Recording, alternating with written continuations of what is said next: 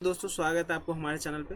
हम लोग आज केमिस्ट्री क्वेश्चन के बारे में बात करेंगे जो नीट 2025 में आए हुए हैं, और हम लोग ये भी देखेंगे कि एनसीईआरटी में कहाँ कहाँ से आए हुए हैं। तो चलिए हम लोग शुरू करते हैं। सबसे फर्स्ट जो क्वेश्चन है आपका, ये मोलर कंडक्टिविटी गिवन है, आपका 90 दिया हुआ है, और ये आपका 0.050 मोल पर लीटर सॉल्यूशन है मोनोबेसिक वीक एसिड का। और आपका जो है डिग्री ऑफ डिसोसिएशन पूछ रहा है अल्फा। तो आपको पता ही है कि ये जो डिग्री ऑफ डिसोसिएशन होता है, ये जो इलेक्ट्रोकेमिस्ट्री चैप्टर में, तो lambda M by lambda naught M होता है। तो यहाँ पे लेमडा नोट एम जो होता है ना, केटायन और एनायन को मिला के बनता है। तो यहाँ पे आपका केटायन का गिवन है 349 है, और एनायन का गिवन है आपका 50। तो दोनों को सम करेंगे हम लोग तो 407 सेंटीमीटर स्क्वायर पर मोल आता है। ये आपका लेमडा नोट एम है। और हम लोग जब अल्फा में इसका वैल्यू रखते हैं lambda M by lambda naught M में, तो यहाँ पे आपको गिवन है लेमडा एम का वैल्यू 90, और यहाँ पे लेमडा नोट एम जो हम लोगों को आया हुआ है ये 400 आया है। तो हम लोग डिवाइड करते हैं तो 0.225 आता है। यहाँ पे हम लोग का 4 नंबर ऑप्शन आ गया है। हम लोग नेक्स्ट क्वेश्चन पे बात करेंगे। और ये आप देख रहे हैं कि ये जो है एनसीईआरटी में भी इंटेक्स क्वेश्चन से आया हुआ है, और ये आपका जो है ना इंटेक्स पेज नंबर भी हम लोग लिख दिए हैं इसका। तो मतलब एनसीईआरटी पैटर्न का ही क्वेश्चन था डायरेक्टली। हम लोग आगे बात करेंगे। ये जो है केमिकल बॉन्डिंग का चैप्टर का क्वेश्चन है। स्टेटमेंट फर्स्ट है hypothetical diatomic molecule with bond order 0 is quite stable. और सेकंड है आपका as bond order increases the bond length increases. आपको पता होगा कि हम लोग केमिकल बॉन्डिंग में पढ़ते हैं एमओटी थ्योरी के अंदर कि बॉन्ड ऑर्डर अगर कोई मॉलिक्यूल का 0 होता है, जैसे He2 हो गया, ये सब जो मॉलिक्यूल होता है जिसका बॉन्ड ऑर्डर 0 होता है, ये एग्जिस्ट नहीं करता है।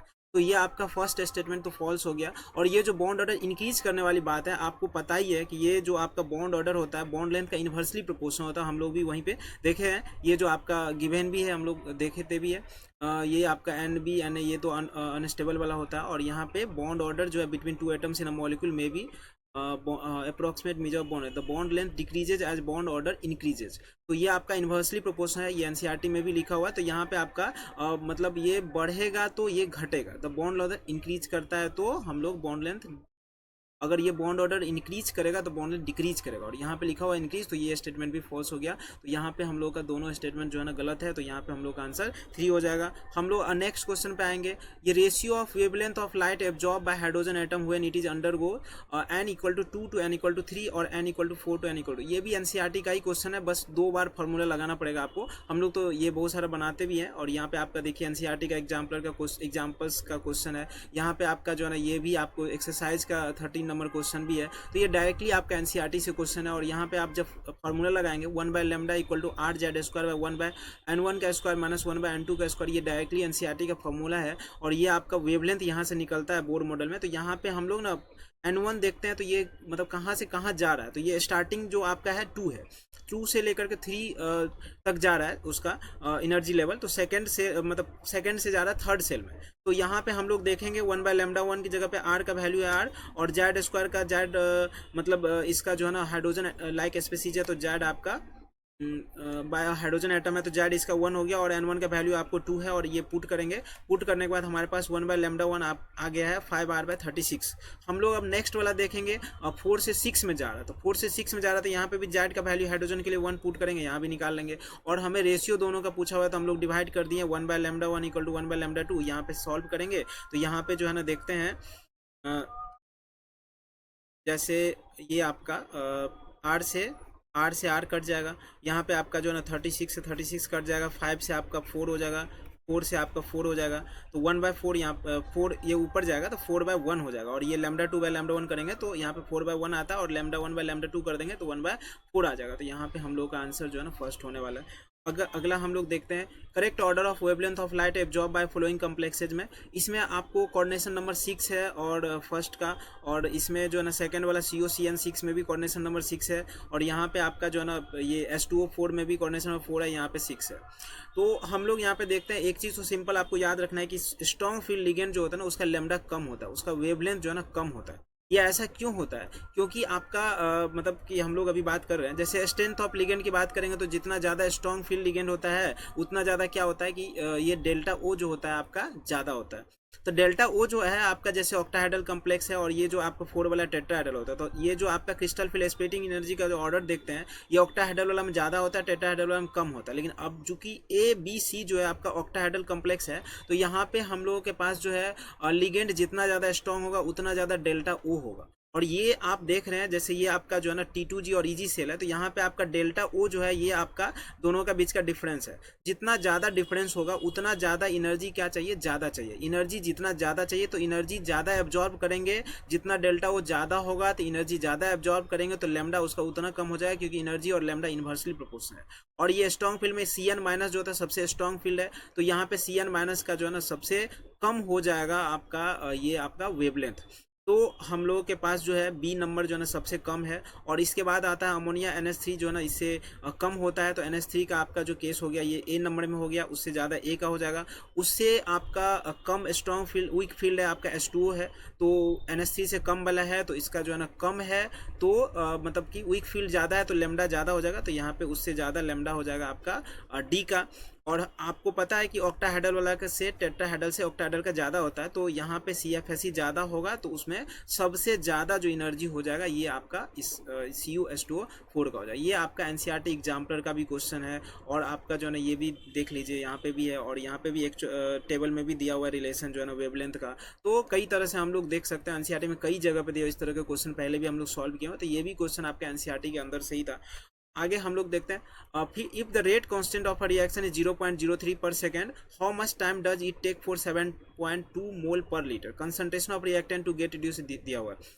तो आपको 0.9 होता है, पहले स्टार्टिंग में कितना था इसका कंसंट्रेशन 7.2, और ये फाइनल कंसंट्रेशन है आपका 0.9। और यहाँ पे आपको के का वैल्यू दिया हुआ है 0.03 पर सेकेंड है, पर सेकेंड है, यानी कि ये फर्स्ट ऑर्डर रिएक्शन है, तो फर्स्ट ऑर्डर रिएक्शन का के होता है 0.03, और ए नोट जो इनिशियल है 7.2 है, और फाइनल जो है 0.9 है। हम लोग सिंपली जो है ना फर्स्ट ऑर्डर रिएक्शन के लिए जो के होता है इसका फॉर्मूला पता है, ये 2.303/T log A note by A T, ये इनिशियल है और ये फाइनल है। ए नोट जो है इनिशियल है, ए टी जो है फाइनल है। हम लोग के का वैल्यू रख देंगे यहाँ पे सारा फॉर्मूला रखने के बाद, और ए नोट का दिया हुआ है 7.2 और ए टी का ये है, तो हम लोग टी यहाँ से निकालने की देखेंगे, तो यहाँ पे आपको इसको इधर लेके जाएंगे तो log 8 हो जाएगा। यहाँ पे डेसिमल हटाएंगे, तो डेसिमल हटाने के बाद क्या हो जाएगा, ये 9 हो जाएगा, ये हटेगा, तो ये 9 से यहाँ पे 8 आ जाएगा, log 8 2 का पावर 3 हो जाएगा, 3 पीछे आ जाएंगे, तो ये आपको टी जो है यहाँ से आपको आ जाएगा 69.3232 सेकेंड। एक और तरीका है इसको बनाने का, आपको पहले से पता होगा, पढ़े होंगे तो 7.2 जो है ना इनिशियल है, उसको हाफ करेंगे तो 3.6 होता है, इसको हाफ लैप, और यहाँ पे हाफ कंसंट्रेशन करेंगे तो 1.8 आएगा, उसका हाफ करेंगे तो 0.9 आएगा, यानी कि टोटल 3 हाफ लैप इसको जो है ना लगता है कंसंट्रेशन 7.2 से 0.9 होने में। तो हम लोग जो है ना टोटल टाइम देखेंगे तो 3 इंटू टी हाफ कर देंगे, तो यहाँ पे भी हम लोग 0.693, और ये आपको दिया हुआ है के 0.693 के वाला फॉर्मूला पर लगा देंगे तो 69, ये आप सेकेंड मेथड से भी बना सकते हैं, और यहाँ से भी आप इसको सॉल्व कर सकते हैं। नेक्स्ट क्वेश्चन है, ये भी आपका NCERT से ही है, आपका जो है ना 11th का जो चैप्टर है उसमें दिया हुआ है। तो यहाँ पे आपको जैसे ये डिस्टिलेशन टॉपिक में है, और यहाँ पे आपको एनिलीन वाटर का जो मिक्सचर होता है उसको हम लोग कैसे सेपरेट करेंगे, तो इसके लिए स्टीम डिस्टिलेशन का मेथड है, तो डी नंबर का हो जाएगा। स्टीम डिस्टिलेशन आपका किस में आता है, सेकेंड, तो डी का आपका सेकेंड हो जाएगा। अगर ग्लिसरॉल फ्रॉम स्पेंट लाई का देखेंगे तो यहाँ पे आपका ये आपको ये वाला हो गया, ग्लिसरॉल वाला हो गया आपका जो है ना डिस्टिलेशन अंडर रिड्यूस प्रेशर में हो गया, तो इसका ऑप्शन हो जाएगा सी नंबर का ऑप्शन हो जाएगा आपको फर्स्ट हो जाएगा। क्रूड ऑयल पेट्रोलियम इंडस्ट्री में जो होता है यहाँ पे आपको फ्रैक्शनल डिस्टिलेशन का यूज होता है, तो ये भी हो गया। तो ये डायरेक्टली NCERT से ही क्वेश्चन था। आगे हम लोग का जो ये क्वेश्चन है मेजर प्रोडक्ट पूछ रहा है, तो यहाँ पे आपको देखिए ग्रिग्नार्ड रिएजेंट है, RMGX एक्सेस में है, और यहाँ पे आपको ये हाइड्रोलाइसिस भी करना है। तो यहाँ पे ना जैसे आप जब इसको तोड़ेंगे तो यहाँ पे देखेंगे जो कार्बन होता है इस पे निगेटिव आता है, ये 12th में हेलोएल्केन चैप्टर में भी गिवन है। तो यहाँ पे जो है ना CH3 के पास जो है ना आप निगेटिव आ जाएगा, और ये सिंपली एसिड बेस रिएक्शन हो रहा है। तो यहाँ पे आपको RMGX है, तो यहाँ पे एसिड बेस रिएक्शन हम लोग करवाएंगे, तो यहाँ पे 2 जगह पॉजिटिव है, एक यहाँ पे पॉजिटिव साइड है, एक यहाँ पे पॉजिटिव साइड है। तो यहाँ पे पॉजिटिव है और यहाँ पे पॉजिटिव कैटायन है, कैटायन पे ये अटैक करेंगे, तो यहाँ पे जो है अटैक करने के बाद एसिड बेस रिएक्शन होता है, और होने के बाद ये हम लोग का सिंपल ये इस तरह का रिएक्शन है जो पहले भी हम लोग देख चुके हैं। तो यहाँ पे जो है ना यहाँ पे करवाने के बाद मेरा ये प्रोडक्ट आता है, और प्रोडक्ट में हम लोग जो है ना सिंपली अब हाइड्रोलाइसिस करवाएंगे, तो ये हाइड्रोलाइसिस यहाँ पे होगा। तो हाइड्रोलाइसिस करने के बाद यहाँ पे OH आ जाएगा, ये आपका पॉजिटिव वाला कार्बन पे, और यहाँ पे इस साइड में निगेटिव पे आपको हाइड्रोजन जाके जुड़ जाता है। और यहाँ पे जुड़ने के बाद 2 OH आ गया, तो यहाँ पे सिंपली जो है ना C पे 2 OH आ गया, तो दोनों मिलकर के कीटोन का फॉर्मेशन कर देगा, और यहाँ पे CH3 बन जाएगा। ये आपको इस तरह से हम लोग भी पहले भी पढ़े हुए नाइट्राइल से रिडक्शन का। तो पहले एसिड बेस रिएक्शन होता है, एसिड बेस रिएक्शन 2 जगह संभव है, तो इसीलिए हम लोग यहाँ पे भी करवाएंगे, यहाँ पे भी करवाएंगे। एसिड बेस रिएक्शन करवा दिए, एसिड बेस रिएक्शन करने के बाद जो है ना फिर बाद में हाइड्रोलाइसिस होता है, और यहाँ पे होता है। तो ये जो है ना एनसीईआरटी बेस्ड ही क्वेश्चन था, बाहर से कुछ भी नहीं था। यहाँ पे हम लोग 53rd देखेंगे, तो यहाँ पे आपको जो है ना सिस ट्रांस आइसोमर के बारे में बात करें हम लोग। जब स्ट्रक्चर इसका देखते हैं, सिस ट्रांस आइसोमर होने के लिए जो कंडीशन है, इसमें रेस्ट्रिक्टेड रोटेशन होना चाहिए। तो रेस्ट्रिक्टेड रोटेशन यहाँ पे डबल बॉन्ड के अराउंड रेस्ट्रिक्टेड रोटेशन हो रहा है, और साथ में दूसरा कंडीशन ये है कि उसके पास जो ना अलग अलग ग्रुप भी होना चाहिए। तो यहाँ पे आप देख रहे हैं कि H2 लगा हुआ है, तो ये दोनों H ही है, तो यहाँ पे आपका ये जो है ना GI नहीं करेगा। अगला ये वाला है, तो यहाँ पे भी CH3 दोनों सेम है, तो ये भी शो नहीं करेगा। अगला है आपका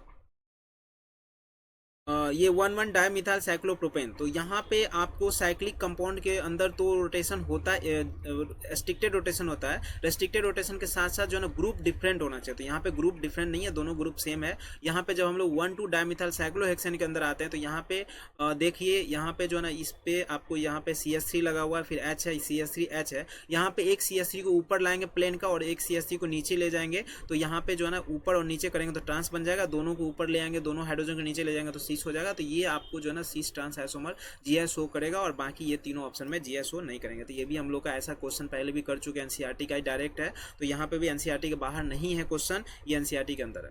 हम लोग ये नेक्स्ट देखेंगे 54 नंबर, ये आपका जो है ना मोल कंसेप्ट से है। तो सबका जो है ना इक्वल नंबर ऑफ एटम्स बोलना चाहता है कि किस में होगा। तो आप फार्मूला पहले से ही पढ़े होंगे, नंबर ऑफ मोल्स जो होता है given mass by molar mass होता है।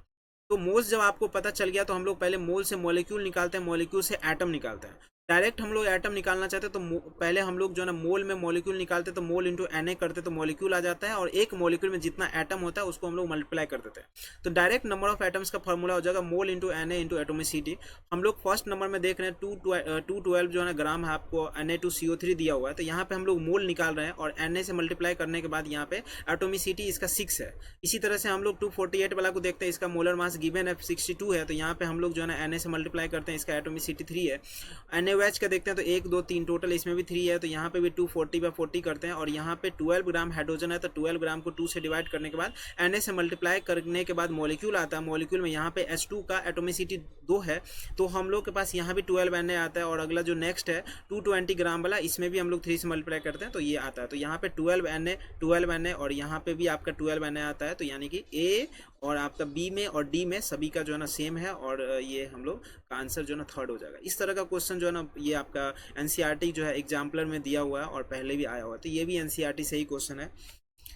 हम लोग अब आते हैं 55 नंबर क्वेश्चन पे। यहाँ पे आपको पूछ रहा है among the following among the given compound 1 2 3 the correct order of bond dissociation energy of CH bond mark with star. हम लोग यहाँ पे देखते हैं फर्स्ट में ये वाला कार्बन और हाइड्रोजन की बात हो रहा है, यहाँ पे ये वाला कार्बन हाइड्रोजन और ये कार्बन हाइड्रोजन की बात हो रहा है। तो ये बॉन्ड डिसोसिएशन इंथैल्पी का फॉर्मूला होता है, हम लोग फ्री रेडिकल में पढ़ते हैं। यहाँ पे stability of free radical formed after CH bond fusion होमोलाइटिकली।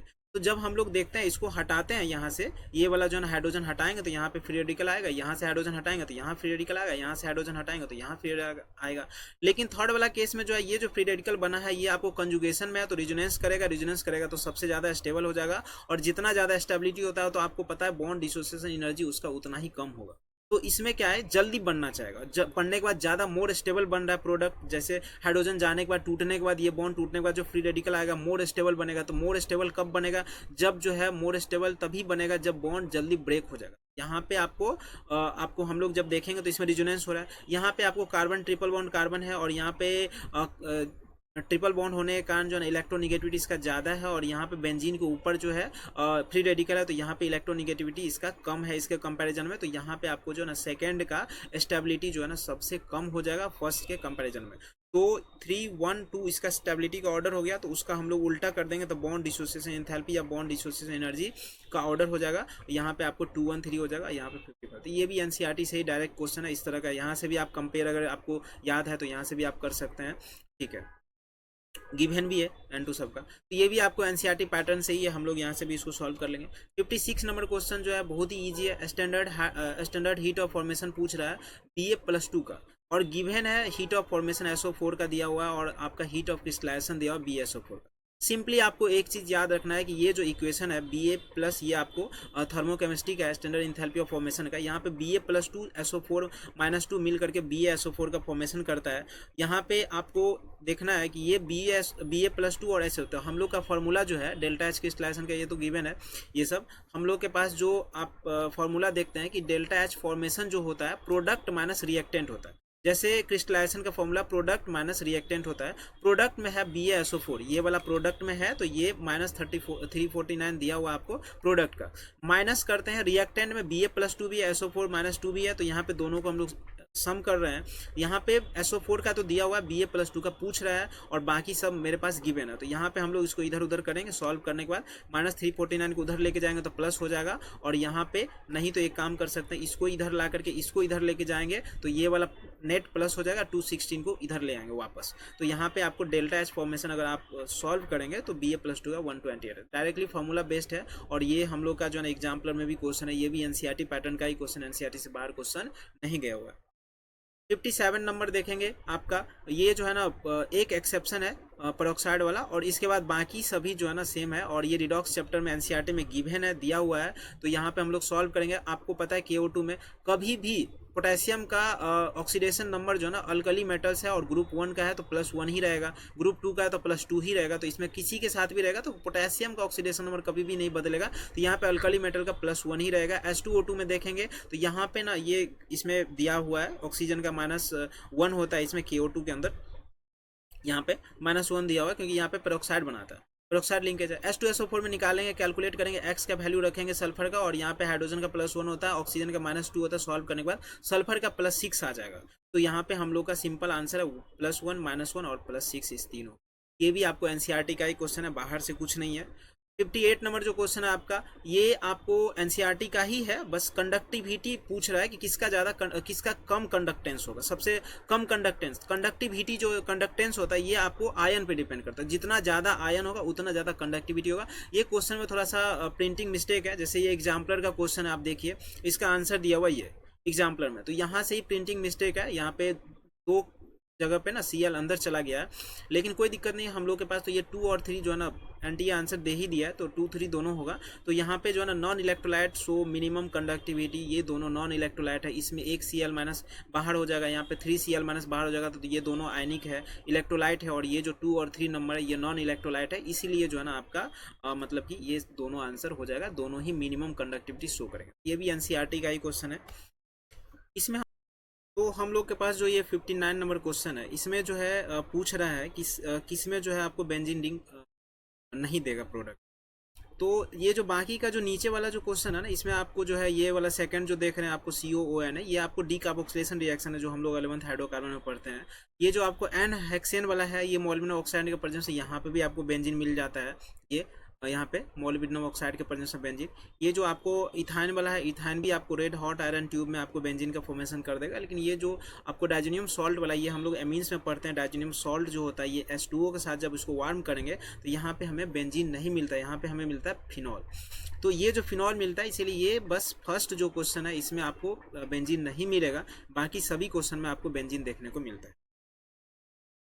हम लोग नेक्स्ट आते हैं, which of the following are paramagnetic. ये पैरामैग्नेटिक कौन होगा इसमें से, ये पूछना चाहता। तो ये जो हम लोग सबसे पहले इसको ये कोऑर्डिनेशन कंपाउंड में आपको एनसीईआरटी बेस्ड ही क्वेश्चन है, ये भी पहले ही हम लोग फाइंड कर चुके हैं। यहाँ पे हम लोग Ni में देखेंगे, Ni का जो है ना ऑक्सीडेशन नंबर निकालेंगे, तो इस पर जो चार्ज आता है +2, तो ऑक्सीडेशन नंबर इसका कन्फिगरेशन देखेंगे तो 3D8 आता है, और Cl- जो है वीक फील्ड लिगेंड है, तो वीक फील्ड लिगेंड है, तो ये जो है वीक फील्ड लिगेंड जो है पेयरिंग करवा पाएगा, नहीं करवा पाएगा वीक फील्ड लिगेंड, तो यहाँ पे पेयरिंग नहीं करवा पाएगा, तो यहाँ पे ये आपको पैरामैग्नेटिक कहलाएगा। आपको हम लोग सेकंड में देखते हैं, यहाँ पे NiCO4 वाला में, तो यहाँ पे कन्फिगरेशन निकालेंगे तो 4s2 3d8 आता है, और यहाँ पे जो CO है ये स्ट्रॉन्ग फील्ड लिगेंड है, ये पेयरिंग करवा देगा, पेयरिंग करवाएंगे तो यहाँ पे एक भी अनपेयर्ड इलेक्ट्रॉन नहीं बचा, इसीलिए डायमैग्नेटिक। थर्ड में हम लोग आते हैं NiCN4 वाला में, तो ये जो NiCN4 है ये आपको Na+2 में है और ये इसका कन्फिग्रेशन 3D8 आ जाएगा। और ये जो Cn है ये आपको स्ट्रॉन्ग फील्ड लिगेंड है, तो ये क्या कर देगा, ये वाला पेयरिंग करवा देगा। पेयरिंग करवाने के बाद अनपेयर इलेक्ट्रॉन इसके पास भी नहीं बचेगा, ये भी डायमैग्नेटिक हो जाएगा। हम लोग नेक्स्ट पे आते हैं डी नंबर NiH2O6 वाला में। तो H2O वीक फील्ड लिगेंड है, तो यहाँ पे कन्फिग्रेशन Na+2 का 3D8 आता है। तो Na+2 का कन्फिग्रेशन 3D8 में हम लोग का जो इसका जो है ना डी ऑर्बिटल में देखेंगे तो यहाँ पे इसके पास जो है ना 2 अनपेयर्ड इलेक्ट्रॉन आ जाता है, इसलिए पैरामैग्नेटिक कहलाएगा। ये जो लास्ट वाला है NiPps3 वाला, ये आपको Ni4H2 3D8 में आता है। और ये जो ट्राइफिनाइल जो है आपका, ये आपको स्ट्रॉन्ग फील्ड लिगेंड है, तो ये पेयरिंग करवा देगा और ये आपको डायमैग्नेटिक हो जाएगा। यहाँ पे दो जो है ना ये आपको पैरामैग्नेटिक है, A नंबर और D नंबर, जिसमें अनपेयर्ड इलेक्ट्रॉन है, बाकी सभी डायमैग्नेटिक। इसका आंसर हो जाएगा 4। ये भी NCERT बेस्ड ही क्वेश्चन है। यहाँ पे पूछ रहा है which one of the following compound does not decolourise bromine water. आपको पता ही है कि ब्रोमीन वाटर टेस्ट जो है ना ये आपको अनसैचुरेटेड देता है कार्बन, जो डबल बॉन्ड होता है, बेंजीन लेकिन नहीं देता है। तो यहाँ पे हम लोग एमीन को जब देखते हैं, एमीन का रिएक्शन कराते हैं Br2 वाटर के साथ में, तो यहाँ पे आपको ये रिएक्शन दे करके व्हाइट PPT बनाता है और ये आपको ट्राइब्रोमो एमीन बनाता है। यहाँ पे हम लोग साइक्लोहेक्सेन को जब देखते हैं ये रिएक्शन नहीं करेगा क्योंकि यहाँ पे डबल बॉन्ड नहीं है। और अगला जो फिनॉल है, फिनॉल को हम लोग Br2 वाटर के साथ कराते हैं, तो यहाँ पे भी हमें रिएक्शन दे करके व्हाइट PPT देता है। लेकिन ये हम लोग का लास्ट वाला जो क्वेश्चन है ये इसके साथ जब रिएक्शन कराते हैं Br2 के साथ में, बेंजीन तो चूंकि देता नहीं है, तो यहाँ पे इधर रिएक्शन होगा और रिएक्शन होने के बाद यहाँ पे आपको एक तरफ जो है ना OH जुड़ जाता है, यहाँ पे दूसरा तरफ जो है ना यहाँ पे OH आ करके ज्वाइन कर जाता है, ये कार्बोकेटाइन का फॉर्मेशन करता है, ये हम लोग देखते हैं। तो यहाँ पे आपको जो सेकेंड नंबर है ना ये आपको ब्रोमीन टेस्ट नहीं देगा, बाकी सभी ब्रोमीन टेस्ट देंगे। ये भी आपको NCERT का ही था। हम लोग का जो 62 नंबर है ये भी आपको डायरेक्ट NCERT से उठा हुआ है, ऐसे मतलब क्वेश्चन भी है पहले से ही दिया हुआ है NCERT एग्जाम्पलर बुक के अंदर, और ये हम लोग का NCERT बुक से ही क्वेश्चन है। ये हेबर प्रोसेस अमोनिया का है, इसमें कौन सा कैटलिस्ट यूज होता है, Wacker oxidation, Wilkinson catalyst, Ziegler catalyst. तो ये सब जो है ना D&F ब्लॉक का एप्लीकेशन और कोऑर्डिनेशन कंपाउंड का एप्लीकेशन में, ये आपको कोऑर्डिनेशन कंपाउंड का एप्लीकेशन में है। ये आपको कोऑर्डिनेशन कंपाउंड में हम लोग जब लास्ट में एप्लीकेशन में जाते हैं तो ये एक दिया हुआ है विल्किंसन कैटलिस्ट, पेज नंबर भी यहाँ पे दिया हुआ है, ये विल्किंसन कैटलिस्ट होता है। तो ये आपको C का जो है 3 हो जाएगा। बाकी सब जो है हेबर प्रोसेस में आपको ये हम लोग आयरन का यूज़ करते हैं, iron catalyst are used in Haber process, तो आयरन हो जाएगा हेबर प्रोसेस में, ए का फर्स्ट हो जाएगा। वेकर ऑक्सीडेशन में आपका वेकर प्रोसेस के अंदर यहाँ पे PdCl2 गिवन है, तो बी का हो जाएगा आपको 2 हो जाएगा। विल्किंसन कैटलिस्ट में आपको यहाँ पे विल्किंसन भी यहाँ पे हम लोग देख चुके हैं, तो यहाँ पे C का हो जाएगा 3, और डी का जिगलर कैटलिस्ट में आपको डी का 4 हो जाएगा, यहाँ पे AlCH3 वाला। तो यानी कि ये सब जो है ना ए का 1, बी का 2, सी का 2, तो ये भी डायरेक्ट NCERT से क्वेश्चन था। हम लोग यहाँ पे देखने वाले ये भी डायरेक्ट NCERT से यहाँ पे गिवन है vitamin B12, vitamin D, vitamin B2, vitamin B6। तो यहाँ पे आपका विटामिन B12 जो होता है, विटामिन B12 जो है ये आपको एनीमिया होता है यहाँ पे विटामिन B12 से, और परनीसियस एनीमिया, तो ये आपका विटामिन B12 का हो गया ए का 4। विटामिन डी की बात करेंगे, ये भी डायरेक्ट NCERT से है, तो ये आपको आपका रिकेट्स है इसका डी का, तो आपको इसमें जो है ना रिकेट्स हो जाता है, तो ये आपको विटामिन डी का बी का 3 हो जाएगा। विटामिन B2 में हम लोग जब देखते हैं विटामिन B2, तो ये आपका जो है ना चिलियोसिस हो जाता है, तो चिलोसिस का इसका हो जाएगा विटामिन B2, तो ये आपका सी का 1 हो गया। और जब हम लोग विटामिन B6 को देखते हैं, विटामिन B6 में आपको यहाँ पे कन्वुलेशन होता है, कन्वुलेशन का, तो ये आपको जो है डी का 2 कन्वुलेशन। तो यहाँ पे आपको डायरेक्ट NCERT का टेबल से ही क्वेश्चन था, तो हम लोग इसको देखते हैं।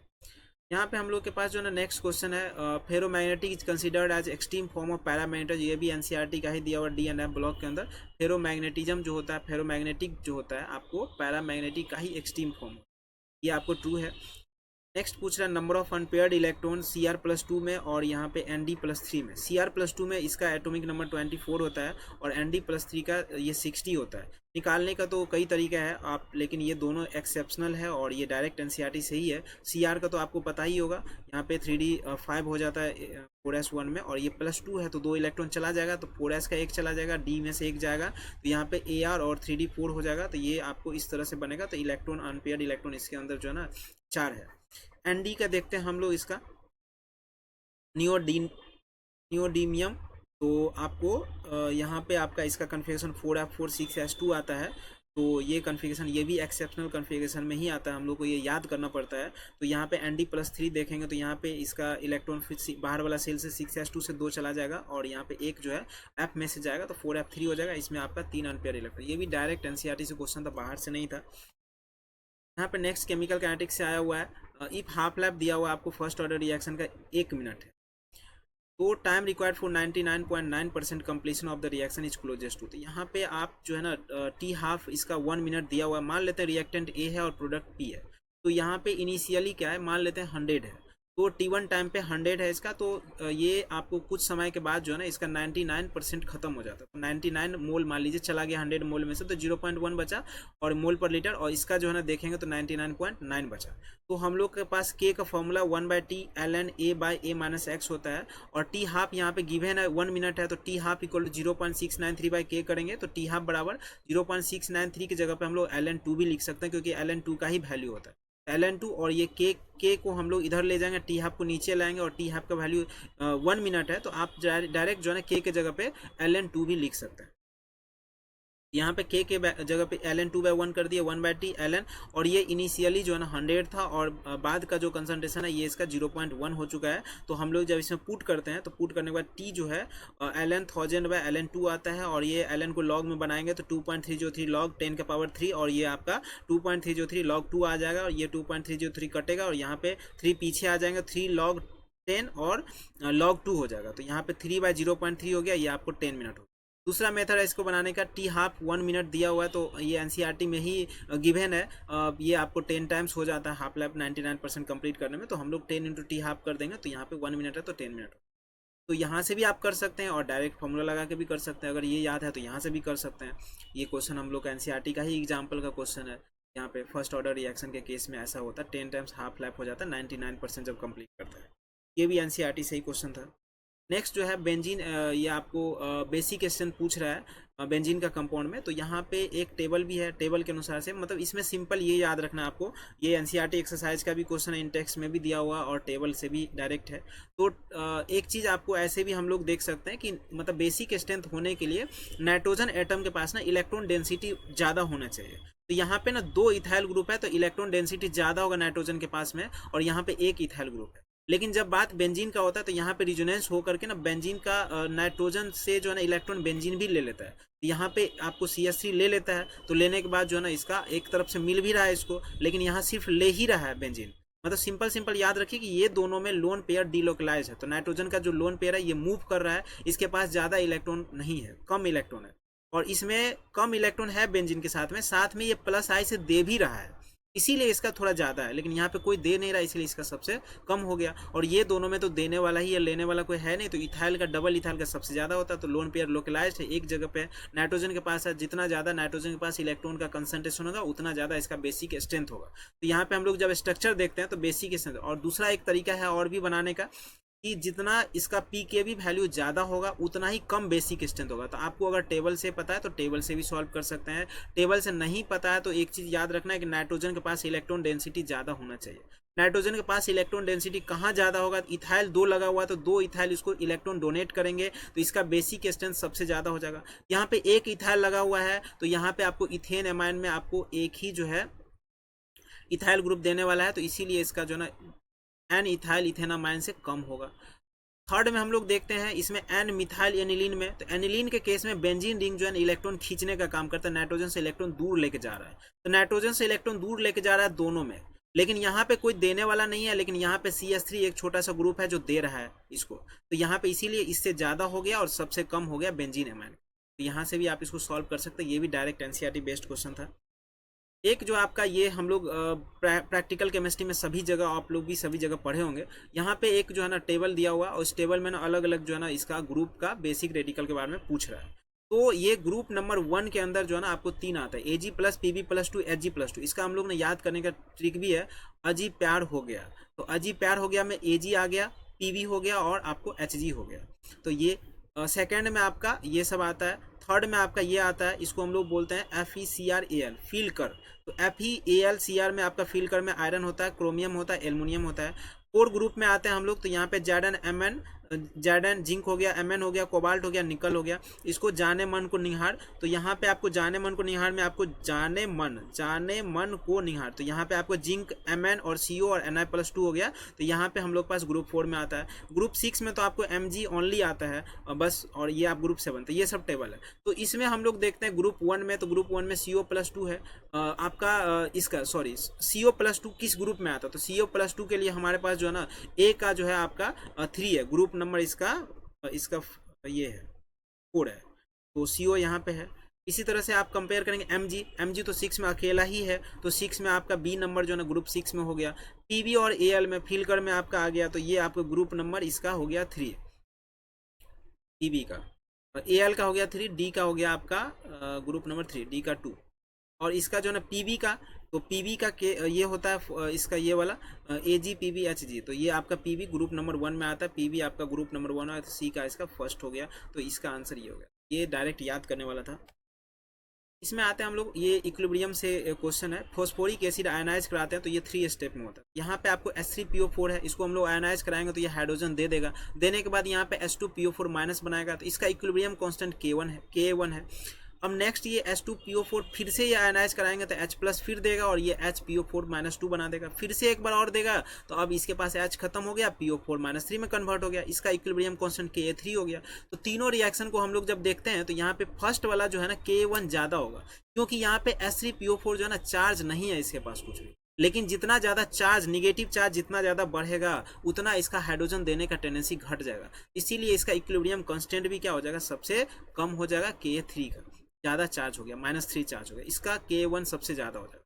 तो यहाँ पे हम लोग जब इसको देखते हैं, जब इसको ऐड करेंगे, तो ऐड करने पे आपको जब आप इसको करेंगे, ऐड करने पे आपको ये H2PO4 कटेगा इससे, और ये आपको इधर से कट जाएगा। ऐड करेंगे तो ऐड करने के बाद मेरे पास बस ये बचा, और ये 3H+ बचा, और PO4-3 बचा। हम लोग K को जब ऐड करते हैं इक्विलिब्रियम में, तो K1 इंटू मल्टीप्लाई हो जाता है, K2 इंटू K3 हो जाता है, लॉग ले लिए दोनों साइड, तो log K equal to log K, K1 आपका ये हो गया सम हो जाता है, तो ये मेरे ऑप्शन में A नंबर में है, तो ये आपका ट्रू हो गया। H3PO4 stronger acid than this और दिस, तो ये न्यूट्रल है, तो निगेटिव चार्ज इसके पास ज़्यादा है, तो इसमें सबसे कम हो जाएगा, इसमें उससे ज़्यादा, और इसमें सबसे ज़्यादा एसिडिक हो जाएगा, स्ट्रॉन्गर एसिड हो जाएगा आपका H3PO4, ये भी सही है। और इसमें आपको पता ही है कि ये दोनों तो एक ही बात है कि जितना ज़्यादा K होगा, इसका K सबसे ज़्यादा होगा, क्योंकि ये स्ट्रॉन्गर एसिड है, तो K1 सबसे ज़्यादा, K2 उससे कम, और K3 उससे कम, तो यहाँ से भी आप जो है ना इसको आंसर कर सकते हैं। ये तो होगा नहीं, रिलेशन में नहीं आता, यहाँ से भी आप जो है ना कंपेयर कर सकते हैं। अगर आपको NCERT वाला टेबल याद है तो दोनों तरीके से इसको आप सॉल्व कर सकते हैं। ये भी NCERT बेस्ड क्वेश्चन ही था कि ये जो है ना डायरेक्टली प्रोपोज होता है एसिडिक स्ट्रेंथ का। नेक्स्ट में आते हैं, which one of the following statement are true. Gallium that has a very high melting point, caesium has a very low melting point. ये NCERT का पीरियोडिक टेबल में भी दिया हुआ, कई जगह दिया हुआ है, और आपका जो है ना ग्रुप 13 के अंदर भी NCERT में दिया हुआ टेबल के अंदर। तो यहाँ पे हम लोग एक लाए हुए हैं मेटल नॉन मेटल में से, इसका पीरियोडिक टेबल में से, मेटल नॉन मेटल टॉपिक से। तो यहाँ पे आपको गिवन है कि एक्सेप्शन में gallium and caesium also have very low melting point, तो यहाँ पे ये वाला ऑप्शन फॉल्स हो गया। On Pauling scale electronegativity value of nitrogen chlorine are not same, जबकि हम लोगों को पता है कि नाइट्रोजन और क्लोरीन का वैल्यू सेम होता है 3.1, तो यहाँ पे दिया हुआ है Cl और N का, ये पॉलिंग स्केल के अकॉर्डिंग से, तो ये भी आपका फॉल्स हो गया।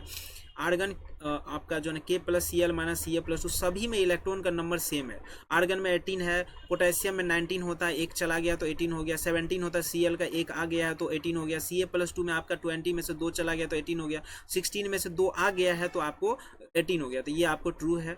डी नंबर में the correct order of first ionization enthalpy of Na, Mg और Al ऐसा है। तो यहाँ पे आपको पता है थर्ड पीरियड में आयनाइजेशन एंथैल्पी तो ऐसे साइज बढ़ने के साथ में लेफ्ट टू राइट जाते हैं तो साइज डिक्रीज करता है, साइज डिक्रीज करता है तो बढ़ते चला जाता है, लेकिन कुछ एक्सेप्शन है Mg और Al के बीच में। Mg का जब हम लोग कन्फिगरेशन देखने की कोशिश करते हैं तो Mg में 3s2 आता है, ये फुलफिल्ड है, निकालना इलेक्ट्रॉन आसान नहीं है। Al के केस में निकालना आसान है, इसीलिए एल्युमिनियम का जो आपका जो वैल्यू है कम आता है Mg के कंपैरिजन में, तो यहाँ पे आपका ये एक्सेप्शन है। Na सबसे जो है ना कम हो जाएगा, उससे ज़्यादा Al का हो जाएगा, उससे ज़्यादा Mg का हो जाएगा, उससे ज़्यादा सिलिकॉन का हो जाएगा, ये भी NCERT का ही दिया हुआ है। Atomic radius of caesium is greater than that of the lithium and rubidium. जब हम लोग नीचे आते हैं ग्रुप में फ्रॉम अप टू डाउन तो हमारा जो है ना साइज जो है बढ़ता है, तो ये भी ट्रू लिखा हुआ है, यानी कि C और E आपका ट्रू है। ये भी डायरेक्ट NCERT से क्वेश्चन था। नेक्स्ट क्वेश्चन जो है आपका, like nitrogen that can form ammonia, arsenic can form arsine. ये सही बात है। ये ग्रुप 15 का जो है ना जितना भी होता है ग्रुप 15 का सभी हाइड्राइड का फॉर्मेशन करते हैं और ये ES3 टाइप का करते हैं। तो जैसे NS3 हो गया तो ASS3 हो गया, SBS3 हो गया, PS3 हो गया, तो ये सभी BIS3 हो गया, तो सभी जो है ना हाइड्राइड इसी तरह का फॉर्मेशन करते हैं। तो ये स्टेटमेंट ट्रू है। अगला है antimony can not form antimony pentoxide. आपको पता होगा कि ये आपको इसमें भी है, लेकिन आपको गिवन है कि ग्रुप 15 का जो एलिमेंट है सभी E2O3 और E2O5 टाइप का ऑक्साइड का फॉर्मेशन करते हैं। तो एंटीमनी भी फॉर्मेशन करेंगे और नाइट्रोजन भी फॉर्मेशन करेंगे, तो इसीलिए ये स्टेटमेंट गलत हो गया और यहाँ पे आपका ये फॉल्स हो गया। तो 70 का आंसर आपका 3 हो जाएगा। ये भी डायरेक्ट NCERT से ही था। हम लोग 71 पे आएंगे। Which of the following aqueous solution will exhibit highest boiling point. तो हाईएस्ट बॉइलिंग पॉइंट के लिए ना मेरे पास जो फॉर्मूला है हम लोग पढ़ते हैं, delta TB equal to TB minus TB naught. ये आपका कोलिगेटिव प्रॉपर्टी का है। तो जब डेल्टा टीबी इंक्रीज करेगा तो टीबी भी इंक्रीज करेगा। तो यहाँ पे हम लोग के पास formula delta TB equal to IKBM होता है। यहाँ पे हम लोग को M जो मोलालिटी है, मोलालिटी को हम लोग इस जगह पे मोलालिटी के बराबर ही कर लेना है, क्योंकि यहाँ पे मोलालिटी है। तो यहाँ पे KB भी सबका सेम है, तो यहाँ पे हम लोग को I इंटू M निकाल लेना है। यहाँ पे आपको डेल्टा टीवी जो है डायरेक्टली प्रोपोर्शनल हो गया I और M का। KB तो सेम है सबका और M के जगह पे कैपिटल M दिया हुआ है, तो यहाँ पे हम लोग मोलारिटी से कंपेयर करेंगे। तो डेल्टा टीवी जो है डायरेक्टली प्रोपोर्शनल होगा I इंटू M का। ये I इंटू M है ना, ये आपको I जो है ये कितना में ब्रेक होता है, कितना आयन में ब्रेक होता है, इस पर डिपेंड करता है। तो ये आपको आयन जो है ये आपको C6H12O6 जो है नॉन इलेक्ट्रोलाइट है, यूरिया भी नॉन इलेक्ट्रोलाइट है। तो ये इसका I का वैल्यू दोनों का फर्स्ट और सेकंड का 1 हो जाएगा। और ये KNO3 को जब हम लोग ब्रेक करेंगे, I का वैल्यू 1 हो गया, इसका भी 1 हो गया। KNO3 को जब ब्रेक करेंगे तो ये आपको K प्लस और NO3 माइनस में टूटता है, तो I का वैल्यू इसका 2 हो गया। Na2SO4 को जब देखेंगे तो 2 Na प्लस आता है और 1 SO4 माइनस आता है, तो इसका भी I का वैल्यू 3 हो गया।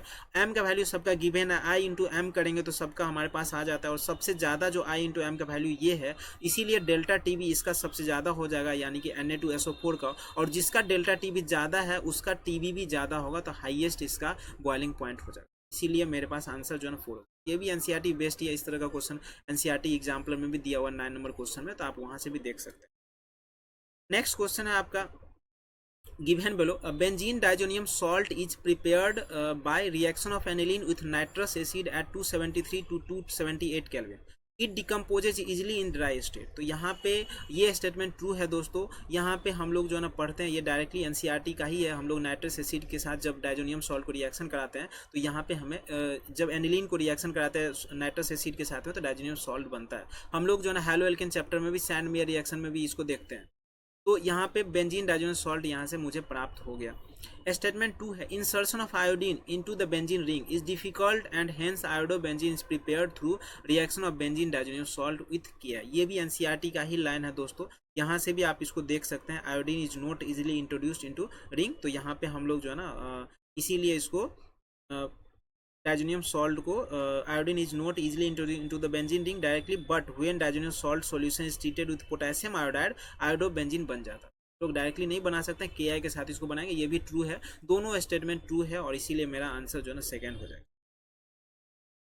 यहाँ पे भी ये भी डायरेक्ट NCERT से है। ये आपको जो है ना ईस्टर है, RCOR ईस्टर को हम लोग भी ईस्टर को इजीली जो है एल्डिहाइड में कन्वर्ट करते हैं डाबल H के मदद से। तो यहाँ पे ये वाला रिएक्शन देखिए, ये आपको ईस्टर है RCOR, ester also reduces to aldehyde with double H, तो यहाँ पे एल्डिहाइड का फॉर्मेशन हो जाएगा। तो ये इसका सिंपल आंसर 3 हो जाएगा। ये आपका इक्वेशन है, ये भी बहुत आसान है।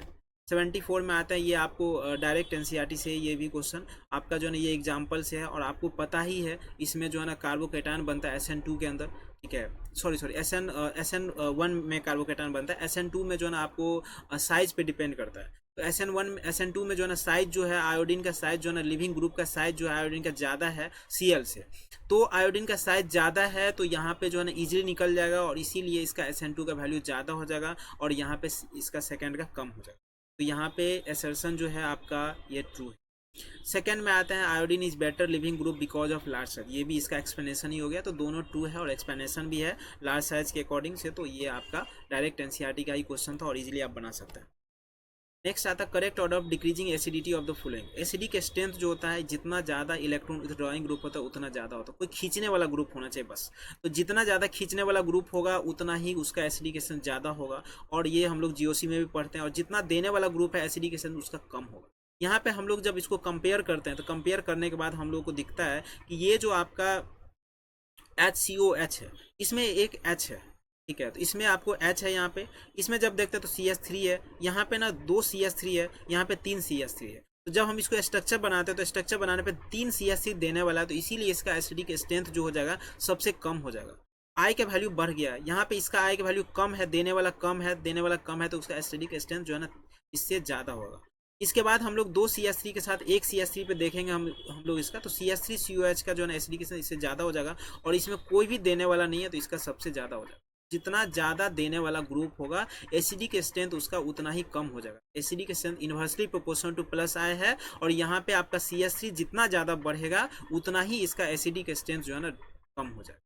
तो ये देखना, ये भी बहुत आसान है, एनसीईआरटी का ही है। और नहीं, ये अगर आपको याद नहीं हो तो यहाँ टेबल से भी, एनसीईआरटी का टेबल से आप इसको बना सकते हैं, ये सब जो है ना दिया हुआ है। तो यहाँ पे भी आप जो है ना एनसीईआरटी पैटर्न डायरेक्ट देख रहे हैं क्वेश्चन में। नेक्स्ट जो है आपका ये भी एनसीईआरटी से ही है, कुछ one of the following reaction does not belongs to Lassaigne test, आपको पता ही है, ये आपको याद रखना है। PSNX ये जो होता है ना लेसाइन टेस्ट देता है, फॉस्फोरस देता है, सल्फर देता है, नाइट्रोजन देता है, हेलोजन देता है। तो और ये जो आपको फर्स्ट वाला है कॉपर ऑक्साइड वाला, ये आपको कार्बन का डिटेक्शन का मेथड है, तो ये आपको कार्बन वाला हो गया, तो ये इसका लेसाइन टेस्ट नहीं देता। तो 76 का फर्स्ट हो गया, ये भी डायरेक्ट एनसीईआरटी से है। नेक्स्ट में how many product including stereoisomers are expected from monochlorination of the following compound. यहाँ पे हम लोग इसको जब मोनोक्लोरिनेशन कराएंगे तो सभी जगह हम लोग क्या करेंगे, Cl लगाने का प्रयास करेंगे।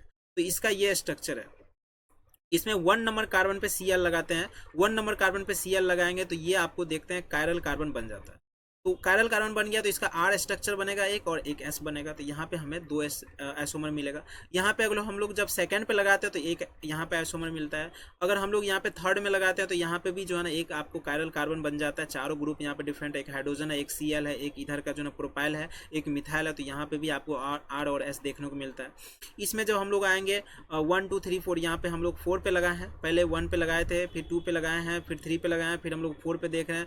4 पे Cl लगाने के बाद एक स्ट्रक्चर बनेगा, तो टोटल स्ट्रक्चर जो इसमें बनेगा 2 यहाँ बनेगा, एक यहाँ बनेगा 3, 2 यहाँ पे 5 और यहाँ पे 6। तो टोटल आइसोमर इसका 6 तरह का आइसोमर बनता है, और इसमें हम लोग स्टीरियो को भी काउंट कर लिए 2 कायरल अलग। ये भी डायरेक्टली एनसीईआरटी से है, ये आपको आया हुआ है।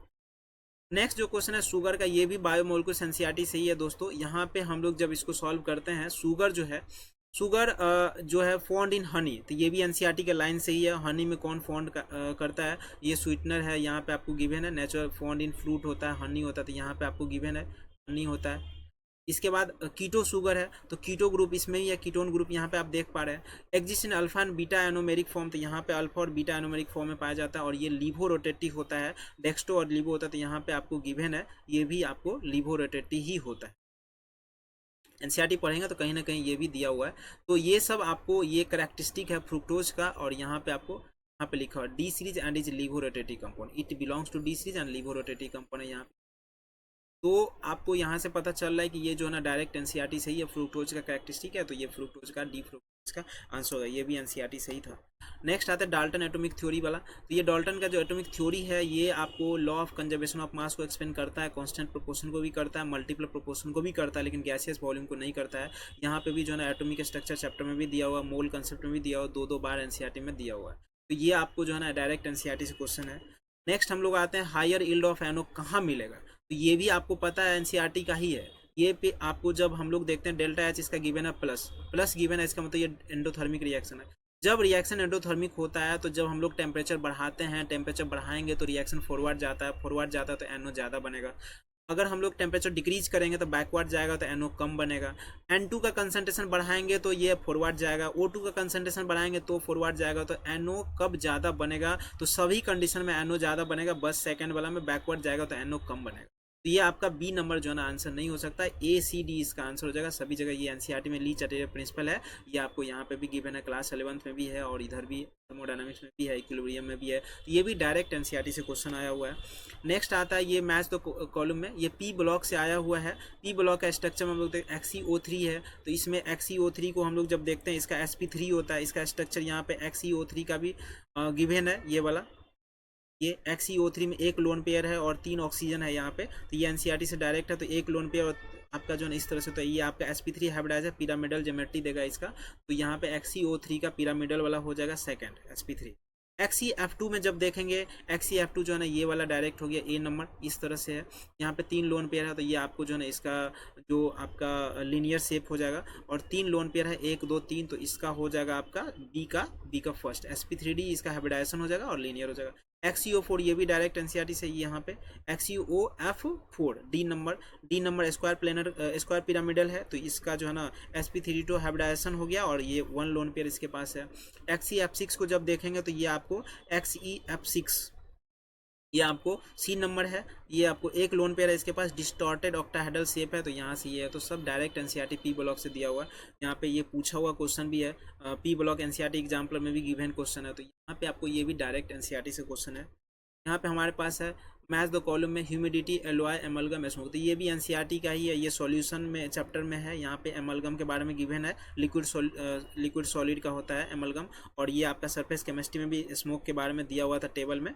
तो स्मोक ये आपका सॉलिड इन गैस होता है, तो स्मोक हो गया सॉलिड इन गैस वाला, डी का हो गया आपका सॉलिड इन गैस 3 हो गया, और आपका एमलगम होता है एमलगम सी का हो जाएगा आपको 4, लिक्विड इन सॉलिड वाला। और अगला जो है आपको एलॉय के बारे में आप जानते ही होंगे, एलॉय सॉलिड इन सॉलिड का होता है, और ह्यूमिडिटी जो होता है आपका लिक्विड इन गैस का होता है, तो ए का आपका हो जाएगा 2। तो ये भी एनसीईआरटी का ही डायरेक्ट क्वेश्चन था। ये 83 नंबर क्वेश्चन में एनर्जी और रेडियस पूछता है, और ये आपको एनर्जी का फॉर्मूला पता ही है आपको दोस्तों। यहाँ पे इसका फॉर्मूला होता है एटॉमिक स्ट्रक्चर में दिया हुआ है, ये आपको 2.18 into 10⁻⁸ Z square by N square joule होता है। यहाँ पे हीलियम के लिए लेंगे, हीलियम के लिए जेड का वैल्यू 2 हो जाएगा, तो E1 का वैल्यू जो है ना इसका हम लोग निकाल लिए हैं। सॉल्व करने के बाद जो है ना यहाँ से आपको -8.72 इंटू 10⁻18 जूल आता है। लिथियम के लिए जब हम लोग फाइंड करेंगे तो लिथियम के लिए जेड का वैल्यू 3 रखेंगे, तो यहाँ पे हमारे पास जो एनर्जी का वैल्यू -19.62 10⁻18 जूल आता है। अगला हम लोग रेडियस पे देखेंगे, रेडियस का बोर्ड रेडियस का formula 52.9 n square by Z होता है पिकोमीटर में। हम लोग हीलियम का निकालेंगे तो R1 का वैल्यू हो जाएगा 2.64 पिकोमीटर, लिथियम का निकालेंगे इस फॉर्मूला से तो यहाँ पे 17.6 पिकोमीटर से हम लोग आंसर मिला लेंगे। ये भी डायरेक्ट एनसीईआरटी से है, ये वाला डायरेक्ट आया हुआ है, प्रॉब्लम में भी है। Which one of the following represent main group element, तो ये आपको मेन ग्रुप एलिमेंट जो है ना पी ब्लॉक का ये रिप्रेजेंटेटिव एलिमेंट या मेन ग्रुप एलिमेंट में एस और पी ब्लॉक को बोला जाता है। एस ब्लॉक का एलिमेंट होना चाहिए पी ब्लॉक, यानी कि वैलेंस सेल में जो इसका कन्फिगरेशन लिखेंगे और वैलेंस सेल का जो इलेक्ट्रॉन होगा ये एस और पी में आना चाहिए। एस और पी में आने के लिए यहाँ पे आपको दिख रहा है ये 3s में आया हुआ है सोडियम, इसका हम लोग ए में देखते हैं 3s1 है तो ये आपको एस ब्लॉक का हो जाएगा। 3d3 4s2 है तो यहाँ पे आपको 3d3 है तो डी आ गया, तो ये वैलेंस इलेक्ट्रॉन तो यहाँ पे तो डी में भर रहा है ना, तो ये आपका वेनेडियम का कन्फिगरेशन तो डी ब्लॉक का हो गया। सी में देखते हैं यहाँ पे आपका 4d10 और 5s2 5p7, तो ये आपको डी तो भरा हुआ है, एस भी भरा हुआ, पी में इलेक्ट्रॉन जा रहा था तो यहाँ पे पी ब्लॉक का पार्ट हो गया। इसका जब हम लोग डी में देख रहे हैं, डी में AR 3d10 4s1, तो यहाँ पे आपका ना 3d10 है और 4s1 है, तो यहाँ पे आपको कॉपर है और यहाँ पे आपका ये 3d10 का हो गया, डी ब्लॉक का हो गया। अगला आपका ई नंबर में है, इसका हम लोग जब करते हैं तो ये आपका थोरियम का बनता है और ये आपको 90 है, 4f में इलेक्ट्रॉन तो एफ ब्लॉक का पार्ट हो गया। और ऐसे भी आप जो ना मैजिक नंबर से भी 2 10 8 ऐड करेंगे, फिर आपका 2 बार 8 ऐड करेंगे, फिर 18 18 50 18 18 32 32 ऐड करेंगे, तो डायरेक्टली आप जो है ना इस पर भी सोच करके आप जो है ना कंपेयर कर सकते हैं कहाँ से कहाँ तक जाता है। और डायरेक्टली आप यहाँ से भी देखेंगे main group element S block और पी ब्लॉक का आता है, तो यहाँ पर मेरे पास ना ए और सी एस और पी ब्लॉक का है, हम लोग यहाँ से करें, ये भी डायरेक्ट एनसीईआरटी से ही गिवन है। यहाँ पे हमारे पास जो है ना ये 85 नंबर क्वेश्चन भी गिवन है, ये थर्मोडायनामिक्स में भी है और केमिकल काइनेटिक्स में भी है। यहाँ पे हम लोग देखते हैं कि कार्बन हाइड्रोजन जो है ना मीथेन बनाता है, डेल्टा एच इसका -74 है, तो डेल्टा एच का वैल्यू -74 है, तो एक्सोथर्मिक रिएक्शन है। इसका हम लोग डेल्टा एच निकालेंगे तो HP - HR होता है, प्रोडक्ट माइनस रिएक्टेंट, तो निगेटिव है। HR ज़्यादा होगा, HP कम होगा, तो यहाँ पे रिएक्टेंट का जो है ना ऊपर रहता है, प्रोडक्ट नीचे रहता है। इसका जो मतलब यहाँ से लेकर के नीचे से लेकर के ऊपर तक का देखेंगे रिएक्टेंट का एनर्जी का लेवल है, नीचे HP का ये वाला लेवल है, दोनों का बीच का जो गैप होता है HP डेल्टा एच होता है। यहाँ पे हमारे पास डेल्टा एच दिया हुआ -78, तो यहाँ पे आपको डेल्टा एच -78 हो जाएगा। और यहाँ पे इस तरह का जो ग्राफ है ये आपको यही वाला 74, ये सेकेंड नंबर है 74.8 डेल्टा एच का वैल्यू, ये आपका रिएक्टेंट का एनर्जी का लेवल और प्रोडक्ट का एनर्जी लेवल का बीच का ये एनर्जी होता है डेल्टा एच। यहाँ पे सेकेंड ये भी डायरेक्ट एनसीईआरटी से है, थर्मोडायनामिक्स में भी गिवन है, इधर केमिकल काइनेटिक्स में भी आपको दिया हुआ ये, उसको करते हैं। Predict the major product P in the following. तो ये आपको गिवन है, सबसे पहले HBr के साथ रिएक्शन कराना है, ये एंटी मार्कोनिकोव रिएक्शन देगा, इसको HBr के साथ रिएक्शन कराएंगे तो जहाँ हाइड्रोजन ज़्यादा होगा वहाँ हाइड्रोजन नहीं जुड़ेगा, जहाँ हाइड्रोजन कम होगा वहाँ हाइड्रोजन जुड़ेगा। तो यहाँ पे हम लोग देख लेंगे कहाँ पे हाइड्रोजन कम है, इसको इधर वाला में हाइड्रोजन आपको कम है, इधर वाला में जो है ना ज़्यादा है, दो हाइड्रोजन, एक हाइड्रोजन यहाँ पे है, एक भी हाइड्रोजन यहाँ पे नहीं है, तो यहाँ पे बीच में हाइड्रोजन जुड़ जाएगा, यहाँ पे आपको Br लग जाएगा, तो प्रोडक्ट मिल गया। सेकंड, इसको KCN के साथ रिएक्शन कराना है, ये भी NCERT का ही है। जब हम लोग CN के साथ रिएक्शन कराते हैं KCN के साथ में तो साइनाइड देता है, KCN फॉर्म अल्काइल साइनाइड, तो यहाँ पे हमें अल्काइल Br को जो है ना हैलाइड निकल के यहाँ पे CN आ जाएगा। फिर हम लोग इसको क्या करेंगे, NaHG इथाइल अल्कोहल के साथ जब रिएक्शन कराते हैं, रिडक्शन कराते हैं नाइट्राइल को, तो रिडक्शन करने के बाद जो है ना हमें ये CH2NH2 के रूप में मिलेगा, एक CN जो है ना कार्बन जो है CH2 बन जाता है और नाइट्रोजन जो है ना NH2 बन जाता है।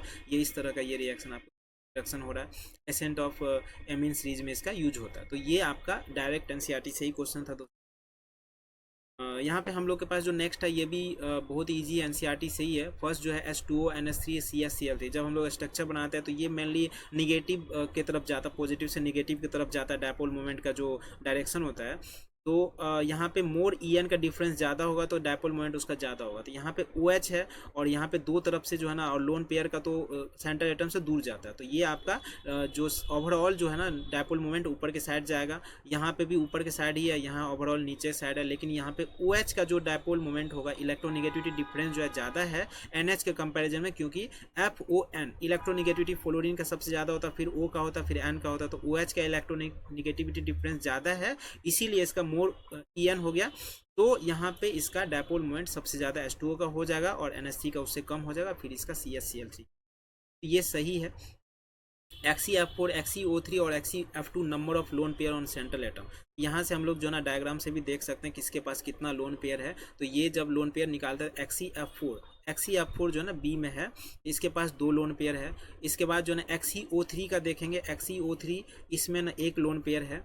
इसके बाद XeF2 का जब देखेंगे इसके पास 3 लोन पेयर है, इसके पास सबसे ज़्यादा है, लेकिन ये उल्टा है तो ये भी गलत हो गया। OH CH NO में यहाँ पे साइज देखेंगे, OH का साइज जो है ना, साइज जितना ज़्यादा होगा एटम का उतना ज़्यादा बॉन्ड लेंथ होगा। तो यहाँ पे CH का और OH का, वो ऑक्सीजन का साइज जो है ना ये आपका ज़्यादा होता है, तो यहाँ पे साइज बड़ा है। नाइट्रोजन का साइज जो होता है ये कार्बन से भी ज़्यादा है, तो यहाँ पे ना कम लिखा हुआ, तो ये भी आपको फॉल्स हो गया। यहाँ पे N2 में ट्रिपल बॉन्ड होता है, N ट्रिपल बॉन्ड N, और ऑक्सीजन में डबल बॉन्ड होता है, हाइड्रोजन में जो है ना सिंगल बॉन्ड होता है, इसीलिए बॉन्ड इंथैल्पी इसका सबसे ज़्यादा होगा, तोड़ने में ज़्यादा एनर्जी देना पड़ेगा। यहाँ से भी हम लोग देख सकते हैं इसका N डबल बॉन्ड N का जो है ना 946 किलो जूल NCERT में भी गिवन है। ऐसे भी आप सोच सकते हैं ट्रिपल बॉन्ड को तोड़ने में ज़्यादा एनर्जी लगेगा, ऑक्सीजन डबल बॉन्ड है तो कम, और हाइड्रोजन सिंगल बॉन्ड है तो सबसे कम। तो यहाँ पे आपको इसका आंसर जो है ना सेकेंड, तो यहाँ से भी आप देख सकते हैं डायरेक्ट विकल्प, ये भी डायरेक्ट NCERT से था। 88 में ये आपका जो ना क्वेश्चन NCERT के बाहर से, ये आपको JEE एडवांस में 2019 में आया हुआ है। ये एक क्वेश्चन है जो बाहर से आया हुआ, बाकी सभी क्वेश्चन NCERT से ही है। Total number of possible isomer पूछ रहा है, स्ट्रक्चर और स्टीरियो। ऐसा भी ये NCERT से नहीं है कि बन नहीं सकता है, ये मतलब एडवांस का नहीं है कि बन नहीं सकता, ये बनाया जा सकता है नॉर्मली। हम लोग डबल बॉन्ड इक्विवेलेंट निकालेंगे 2C + 2 + N - X - H + 2 से, तो इसका 1 आता है। अगर DB किसी का 1 आता है तो हम लोग इसको देखते हैं 1 रिंग बनेगा या 1 पाई बॉन्ड बनेगा। चूंकि इसको साइक्लिक ईथर चाहिए तो इसीलिए हम लोग ने साइक्लिक ईथर के लिए पाई बॉन्ड को कंसीडर नहीं करेंगे, इसको ही हम लोग कंसीडर करेंगे। रिंग वाला जो है ना हम लोग ईथर देखेंगे तो यहाँ पे इस तरह से 5 कार्बन का बन सकता है, 4 कार्बन का एक सब्सटेंट लगा देंगे इस पोजीशन पे, एक बार अपोजिट साइड लगा देंगे। यहाँ पे जब लगाते हैं तो कायरल कार्बन बन जाता है, कायरल कार्बन बन जाता है तो यहाँ पे जो है ना इसका R और S डेक्स्ट्रो और लिवो रोटेटिव कंपाउंड दे देगा। यहाँ पे भी जब देखते हैं इथाइल लगाते हैं 3 कार्बन के केस में, यहाँ पे भी बनेगा। इधर भी देखते हैं तो यहाँ पे आपका जो है ना 1 देगा, और यहाँ पे भी दो तरफ कायरल, 2 कायरल कार्बन है, यहाँ पे तो 2 बन जाएगा, यहाँ पे भी 1 बनेगा, यहाँ भी 2 बन जाएगा, यहाँ भी 1 बन जाएगा, लेकिन यहाँ पे बनना तो 4 चाहिए था, लेकिन बनेगा 3, क्योंकि ये सिमेट्रिकल मॉलिक्यूल है। और सिमेट्री के कारण जो है ना हम लोग को देखते हैं यहाँ पे मीजो कंपाउंड का फॉर्मेशन हो जाता है। मीजो कंपाउंड का मिरर इमेज जो है ना आइडेंटिकल होता है, इसीलिए ये एक ही आइसोमर बनाएंगे। और जब हम लोग इसको मिथाइल को अपोजिट कर देंगे, ऊपर नीचे कर देंगे यहाँ पे इस तरह से, तो इसका लिवो देगा तो दूसरा डेक्स्ट्रो दे देगा, तो यहाँ से एक बार 2 मिलेगा और एक मीजो वाला से मिलेगा, तो टोटल 4 नहीं बन के 3 बनेगा, क्योंकि मीजो का आइडेंटिकल बनता है मिरर इमेज। तो यहाँ पे आपका टोटल 4 नहीं 3 बनेगा, 3 इधर से मिलेगा, 4 5 2 7 8 और 10, तो टोटल इसका आइसोमर 10 बनता है। तो बहुत ही ईजी है, टफ नहीं है, तो आप आसानी से देख सकते हैं। यहाँ पे जो है ना कायरल जहाँ जहाँ है दो कायरल है यहाँ पे, एक कायरल यहाँ पे है, एक कायरल यहाँ पे भी है, तो इधर दो दो बनेगा, लेकिन यहाँ पे डबल कायरल है और यहाँ पे सिमेट्री के कारण से यहाँ पे मीजो कंपाउंड का फॉर्मेशन हो गया, इसीलिए एक इसका कम हो गया, नहीं तो यहाँ पे 4 होना चाहिए था। तो ये इसका जो है ना आंसर 10 हो जाएगा। नेक्स्ट जो है for the reaction of A to B बन रहा है और बैकवर्ड रिएक्शन कांस्टेंट दिया हुआ है आपको higher than forward reaction 2500 times.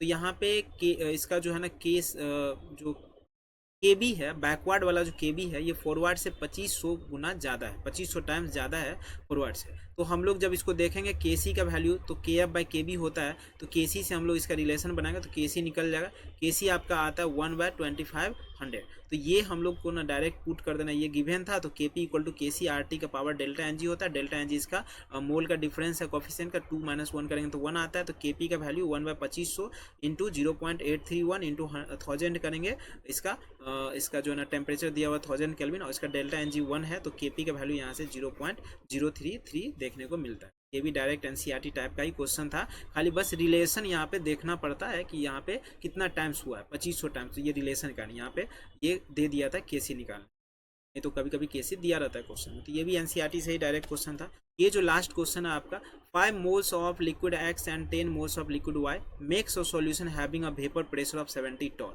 The vapour pressure of pure X and Y are 63 torr and 78 torr respectively. Which of the following is true regarding the described solution। तो यहाँ पे एक आपका जो है ना सॉल्यूशन है x है और एक आपका सॉल्यूशन y है, इसका मोल दिया हुआ 5 मोल्स है, इसका मोल्स 10 है, इसका जो हम लोग जो है प्योर कंपोनेंट का वेपर प्रेशर देखते हैं तो 63 दिया हुआ है, इसका जो है y का दिया हुआ 78 torr। तो हम लोग जब ऑब्जर्व करते हैं तो ऑब्जर्व वाला जो इसका सॉल्यूशन जब बनाते हैं तो ऑब्जर्व वाला जो सॉल्यूशन का वेपर प्रेशर है 70 है। हम लोग अब कैलकुलेटेड जब इसको निकाल के देखते हैं तो कैलकुलेटेड में रॉल्स लॉ से पढ़े हैं, पी नोट एक्स और एक्स होता है, पी नोट ए और एक्स ए होता है, तो यहाँ पे पी ए निकालते हैं, तो यहाँ पे हम लोग कैलकुलेटेड निकालेंगे जब दोनों को, liquid X and 10 mole liquid Y है, तो ये सॉल्यूशन हमें ठीक है। तो यहाँ पे हम लोग निकालेंगे तो पी नोट का वैल्यू दिया हुआ है इसका 63 है, पी नोट वाई का दिया हुआ 78, और यहाँ पे हम लोग मोल फ्रैक्शन देखते हैं तो मोल फ्रैक्शन दिया हुआ है, ये एक्स तो मोल फ्रैक्शन है, तो मोल्स इसका गिवन है 5 मोल्स है और टोटल मोल 5 + 10 15 हो गया, इसका देखते हैं तो 10 है और ये 15 हो गया, तो दोनों का कैलकुलेटेड देखते हैं तो 73 आता है, और इसका हम लोग जो है ना ऑब्जर्व जो है 70 है, तो कैलकुलेटेड वाला जो वेपर प्रेशर है ये ऑब्जर्व से ज़्यादा है, तो ऑब्जर्व से ज़्यादा जब कैलकुलेटेड हो जाता है तो ये आपको नॉन आइडियल सॉल्यूशन का पार्ट हो जाता है, और यहाँ पे आपका दोनों वोलेटाइल था, इसीलिए यहाँ पे दोनों का दिया हुआ था प्योर कंपोनेंट का। तो यहाँ पे जो सॉल्यूशन बना है यहाँ पे कैलकुलेटेड जो है आपका ज़्यादा आ गया है ऑब्जर्व से, इसीलिए निगेटिव डिविएशन शो करेगा, यहाँ पे आपका निगेटिव डिविएशन देखने को मिलता है। तो यहाँ पे हम लोग जो है आप जो है ना मतलब एनसीईआरटी से ही था, कोई भी बाहर से क्वेश्चन नहीं था, एक क्वेश्चन को अगर छोड़ दिया जाए तो इसीलिए जो है ना एनसीईआरटी को जो है ना हम लोग को लेके चलना है, एनसीईआरटी पे ही फोकस करना है अगर आपको नीट में रिजल्ट चाहिए। ठीक है, थैंक यू।